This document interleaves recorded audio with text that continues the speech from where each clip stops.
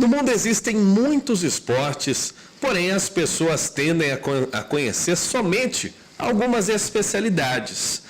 E é muito importante que a gente possa se inteirar e conhecer todo esse universo de oportunidades para que possamos nos exercitar e praticar algo que nos deixe mais feliz, mais realizado, com novas perspectivas. Por isso, estamos sempre preocupados em trazer pautas que levem este conhecimento a você. Aqui no nosso programa já vieram competidores profissionais de natação, de atletismo, competidores de artes marciais e hoje a gente traz aqui uma nova modalidade que você nunca viu no Enfoco. Vamos falar com Fábio Pita, ele que é competidor profissional, piloto de motovelocidade. O Fábio está aqui ao meu lado e também foi campeão de 2018 do Superbike Brasil, campeão paulista e brasileiro de motovelocidade e vai falar pra gente tudo sobre esse esporte hoje, não é isso, Fábio? Prazer, obrigado pelo convite e tudo que eu puder falar aqui, tudo que a gente puder conversar, vamos falar a respeito. Tá ótimo, vai falar bastante, hein? Sem problema, pode ficar tranquilo. Fábio, conta pra gente como é que foi você começar a ser um piloto profissional aí de motovelocidade, como que começou, o que te impulsionou, como foi isso? Então, o que acontece, eu sempre andei de moto, né? Desde pequeno sempre gostei de andar de moto e aí depois de um tempo eu comecei a andar com moto grande, né? Então em 2015 eu comecei a andar de moto grande, 2014, né, na verdade, e aí resolvi, depois de alguns acidentes achando que sabia andar, comecei a treinar em alguns autódromos, buscando desempenho, né? Nessa busca de desempenho vi que estava dando certo, resolvi competir e graças a Deus acabou dando aí certo. foi, né? Já era ali uma vocação, né? Os meninos compravam os carrinhos e você pedia para a mamãe comprar as motinhas. O que acontece? Tem uns amigos meus que falam, o que muda é o brinquedo, o tamanho do brinquedo. É o tamanho do brinquedo. O brinquedo continua o mesmo, então o tamanho do brinquedo que vai mudando. É verdade. Inclusive, o esporte da motovelocidade é algo assim que faz parte da infância de muitas crianças, né? Porque aqueles videogames mais antigos tinham-se muito, né? Os jogos voltados. Tinha jogo. Eu até pensei nisso quando eu te recebi hoje. Eu fiquei pensando assim, nossa, o Fábio gostava tanto de jogar videogame que resolveu se tornar um competidor profissional de motovelocidade. Sim, é bem prazeroso. Desde criança, né, sonho de criança, sempre gostei de moto, desde pequeno sempre assisti corrida de moto e hoje saber ver assim que eu consigo andar onde muitos pilotos já andaram é gratificante demais. Perfeito. É a vocação, né? Agora diz uma coisa, Fábio, como que é aí o dia a dia de ser um competidor profissional? Não é tão simples igual todo mundo parece, né? É bem puxado, é bem digamos que é prazeroso, mas tem os sacrifícios. Eu acho que tudo que a gente se propõe a fazer de uma forma profissional, você tem que ter você tem que deixar para trás algumas coisas, né? Então, eu me dedico muito com relação à academia, treinamento, alimentação. Então, tudo isso daí faz parte do que acontece dentro da pista. Então, não adianta só eu chegar e, de certa forma, montar na moto e vou correr. Se eu não estiver bem preparado fisicamente, eu não vou aguentar a corrida inteira, o final de semana de treino, porque a gente treina sexta e sábado e corre no domingo. Então, é muito intenso. Se não estiver bem preparado fisicamente ali, vai sem dar problema. dúvida. Agora, esse campeonato que você ganhou aí, o Superbike, não é? Do ano passado? Superbike Brasil, isso. É o maior que tem no país hoje? Sim, o campeonato Superbike Brasil ele é o maior das Américas, não só do Brasil. Então, e é o quinto maior do mundo, né? É um baita campeonato que vai muito público, vai bastante gente assistir e participar dele, então é fantástico. Deve ser mesmo. Agora, como que é feita a estruturação de um campeonato de motovelocidade? Porque imagino que tem toda uma preparação, né? Até mesmo a escolha dos profissionais que vão participar, não pode ser qualquer pessoa. Como que é o cronograma disso? Basicamente assim, o que acontece? Cada piloto tem uma faixa de tempo, né? Tempo que a gente fala é a velocidade, o tempo que ele atinge no autódromo. Então, por exemplo, um piloto, se ele faz em determinado autódromo em 1 minuto e o recorde do autódromo é 59 segundos, ele está perto do tempo, menor tempo possível, digamos. E E essa faixa de tempo vai determinando algumas categorias, por exemplo, 1000 cilindradas, tem um tempo de corte mínimo e máximo para cada categoria. E dentro desses cortes de tempo, eles selecionam os pilotos para aquela categoria. Então não adianta um piloto que ele não atingiu um tempo determinado para correr na categoria X ou Y, ele querer correr, porque não vai dar. Então, por exemplo, aí um piloto dá 2, 3 voltas no último colocado e Fica muito feio, né? para falar a verdade, não fica competitivo, não fica legal. Então, por isso que é separadas as categorias, né? Então, tem diversas categorias para isso. Mas isso significa, por exemplo, que um competidor ele é melhor tecnicamente que o outro, ou é a qualidade da forma que ele leva que diferencia? Boa pergunta. O que acontece? Depende muito de treinamento também. Então, são N fatores que levam a chegar nessa conclusão. Então, cada caso é um caso. Tem piloto que ele treina muito mais. E o piloto treinando muito mais, ele vai ter, digamos, um tempo maior de bagagem, de carreira, e, consequentemente, ele tem mais prática, mais habilidade, e tem a questão talento também. Então, aliando equipamento, talento, treinamento, ele vai chegar ali mais ou menos naquele determinado resultado. E aquele resultado vai determinar o que ele pode fazer, em qual categoria ele pode correr, onde ele pode correr, se ele deve correr ou não. Então, tem muita gente que começa com 2, 3 vezes que anda, já consegue atingir tempos excelentes. Tem gente que passa a vida inteira e não consegue, com o mesmo equipamento, ou às vezes até com equipamento melhor ou pior. Então, é bem variado isso daí. Perfeito, perfeito. Bem abrangente.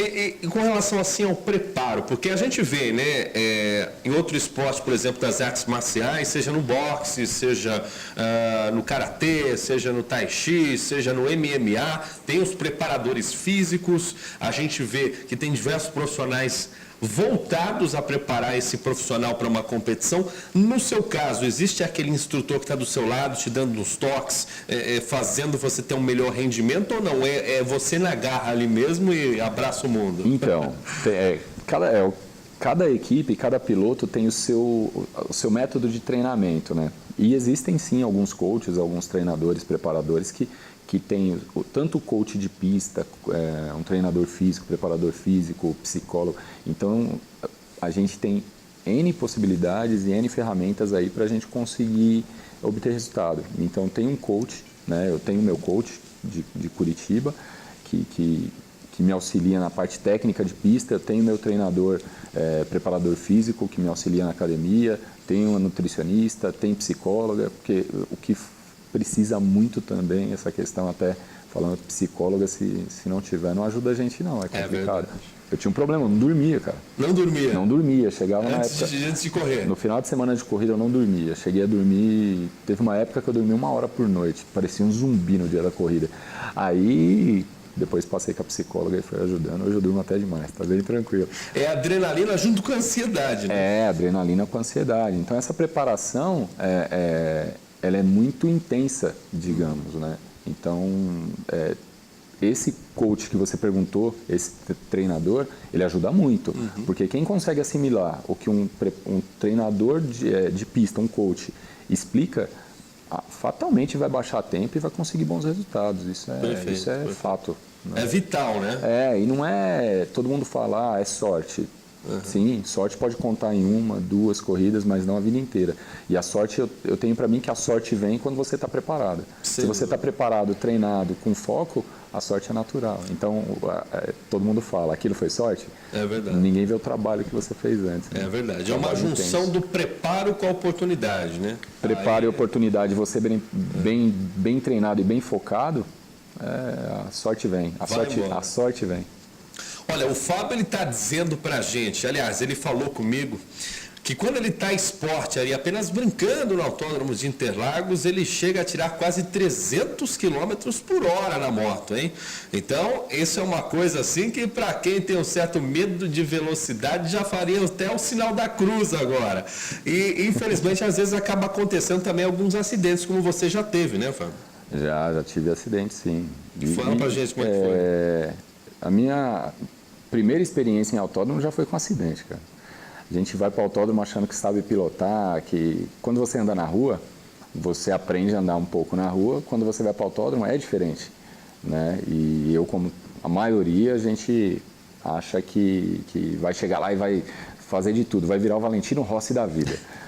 Chega lá e eu sou o pilotão, e eu vou pilotar e vou fazer isso, fazer aquilo. Né? Deixa comigo, deixou mesmo. Tomei um tombo lá, desloquei o ombro.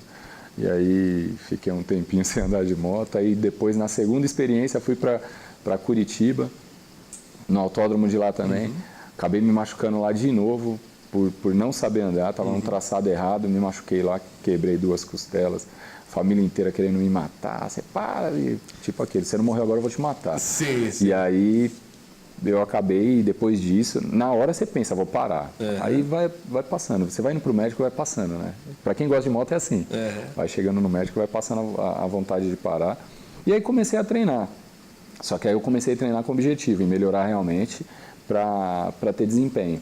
E aí eu treinei bastante e fui tendo melhor desempenho até o dia que eu comecei a competir, né? Mas já tomei bastante tombinho, né? Aí depois que você começou a competir, não houve mais acidentes? Não, em competição não. Teve em treino, né? Em treino já caí sim.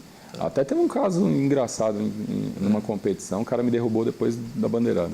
Depois da bandeirada? Depois da bandeirada. Ficou com ciúme que você tinha passado? Pô, não sei, até amigo meu. Menina é gente boa, mas estabanada. Acabou me derrubando depois da corrida lá, mas tudo certo. Sim, e eu imagino que deva ser muito complicado, né? Porque, quer dizer, além de você já estar numa velocidade super avançada, né? Velocidades parecidas com carros de Fórmula 1, você, inclusive, se tomar um tombo desse, tem um sério risco de outras motos passarem por cima de você e você derrubar os outros também. Né? Não vou falar que não é perigoso, tem muito risco, sim. A gente chega a velocidades extremas, e então a gente não tem o cockpit do carro de Fórmula 1, né? Então a gente está ali com macacão, tem as proteções, macacão, protetor de coluna, bota, luva, capacete, que é preparado. Tem macacões com airbag, mas é perigoso. Então tem que ter um certo preparo, uma certa habilidade para conduzir dessa forma, porque ao mesmo tempo que tem muita adrenalina, é muito emocionante, também é perigoso, né? Sim, sim. E o momento que eu tenho mais medo é a largada. Ah, é? Na largada? Na largada. Por quê? Pô, na largada está todo mundo parado ali. Imagina saindo 30 motos, todo mundo para fazer a mesma curva. Cara, é desespero. Eu sempre penso, vai bater, não vai, vai bater, não vai, vai bater, não vai. Faz a primeira curva, acabou. E quando você está ali naquele momento, né, que é dada a largada, como que funciona a cabeça do piloto no sentido de, será que eu ultrapasso aqui ou será que eu dou uma freada para deixar passar, para não bater? Eu tenho que ter um senso lógico muito rápido, né, para você decidir isso. O que acontece? Imagina, eu acho que todo mundo pensa dessa forma. Você está ali, tem a primeira curva, ou a próxima curva, tem um monte de moto vindo. Você está ali no meio. Você pensa, posso forçar demais e passar, mas de repente esse espaço não é tão suficiente, eu vou passar e vai dar acidente. E moto, você dá uma escapadinha, ou se você cai, é complicado, você não consegue voltar bem para a corrida depois. Porque às vezes quebra alguma coisa na moto e não te permite voltar. E não é igual carro. O cara dá uma desbarradinho no outro, vai lá para fora e volta. Se não quebrar nada, né? Mas moto, a partir do momento que caiu, já fica complicado, já compromete a corrida. E só o fato de errar a curva e passar por fora já é complicado. Então, tem aquele controle, né? Controle de impulsividade. Se você for muito impulsivo, você pode causar um acidente e se machucar ou machucar alguém. Se você é pouco impulsivo, você fica para trás, porque todo mundo vai te passar. Então tem que ter o meio tempo. Cada curva é uma curva, cada situação é uma situação. E por isso que o esporte é maravilhoso. Pô, né? Muito bom. Porque não é só se divertir, não é só você tirar um lazer, você ter o autocontrole, né? Sim, controlar a si mesmo. Sim.